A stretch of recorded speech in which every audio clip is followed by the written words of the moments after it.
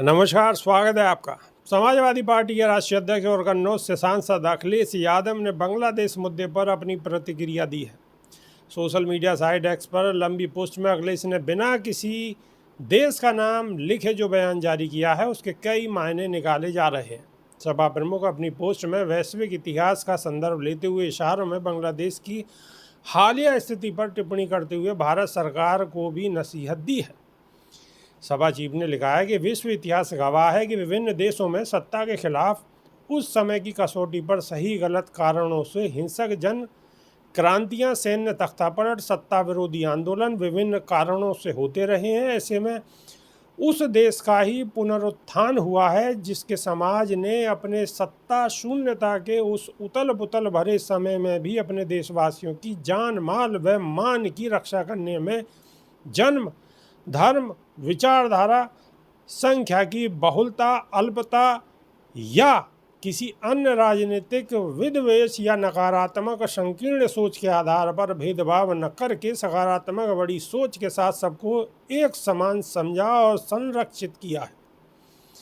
अखिलेश यादव ने लिखा है, देश और देशवासियों की रक्षा करना हर देश का कर्तव्य होता है। सकारात्मक मानवीय सोच के आधार पर एक व्यक्ति के रूप में हर निवासी पड़ोसी की रक्षा करना भी हर सब समाज का मानवीय दायित्व होता है, फिर वह चाहे किसी काल, स्थान, परिस्थिति में कहीं पर भी हो। उत्तर प्रदेश के पूर्व मुख्यमंत्री ने लिखा है कि विशेष रूप से रेखांकित करने की एक बात इतिहास ये भी सिखाता है कि किसी और देश के राजनीतिक हालातों का इस्तेमाल जो सत्ता अपने देश में अंदर अपनी सियासी मंसूबों को पूरा करने के लिए करती है, वो देश को आंतरिक और बाह्य दोनों स्तर पर कमज़ोर करती है। अखिलेश ने लिखा, कई बार किसी देश के आंतरिक मामलों से प्रभावित होने वाले किसी अन्य देश द्वारा एकल स्तर पर हस्तक्षेप करना वैश्विक राजनीतिक मानकों पर उचित नहीं माना जाता, परंतु ऐसे में उस प्रभावित देश और उसके अपने सांस्कृतिक रूप से संबंधित व्यक्तियों की चतुर्दिक रक्षा के लिए उस देश को अपनी मूक विदेश नीति को सक्रिय करते हुए विश्व बरादरी के साथ मिलकर साहसपूर्ण सकारात्मक मुखर पहल करनी चाहिए जिससे सार्थक समाधान निकल सके।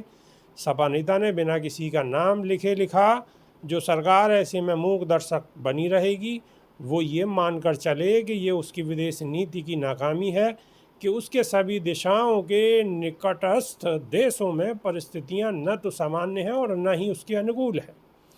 इसका मतलब ये है कि भू राजनीतिक नज़रिए से उसकी विदेश नीति कहीं ना कहीं कोई भारी चूक हुई है। सांस्कृतिक निकटता के सूत्र से एक बड़े भौगोलिक क्षेत्र को बांधकर आपसी समझबूझ और भाईचारे से ही विश्व के विभिन्न अशांत भूखंडों में अमन चैन लाया जा सकता है।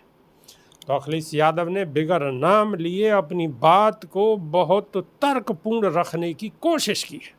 अभी के लिए सिर्फ इतना ही। नमस्कार।